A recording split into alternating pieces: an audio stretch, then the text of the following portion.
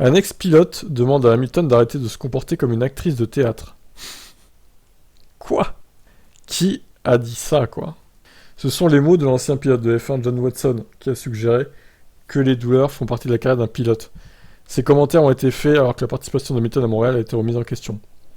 Lewis doit faire attention de ne pas agir comme une actrice de théâtre. C'est une voiture très difficile à conduire, mais à 37 ans, les os ne pardonnent pas autant une position inconfortable. C'est un tout nouveau monde pour Lewis. Il a connu cette année de domination de Mercedes, et c'est peut-être comme une crise des 7 ans. George Russell semble assez faible par la suite et a terminé 3ème contre Lewis 4ème. Lewis a peut-être besoin de se recalibrer, de passer moins de temps dans les airs et plus dans le gymnase.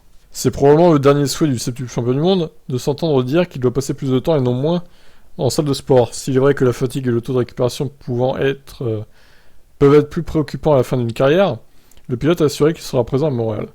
C'était dur et j'ai eu du mal à dormir, mais je suis réveillé en me sentant positif aujourd'hui. Mon dos est un peu douloureux, meurtri, mais rien de grave. Bon, ça on l'a vu il y a quelques jours. John Watson, qui a remporté le Grand Prix en Grande-Bretagne en 81, a peut-être raison de suggérer qu'Hamilton pourrait faire davantage pour rester en forme. Et avec 88 points entre lui et Verstappen, c'est Hamilton qui est en retard dans sa tentative de revenir au sommet. Oh, la comparaison de fin, là. Oui, alors effectivement, c'est vrai que Mercedes et Red Bull sont au même niveau, tout à fait.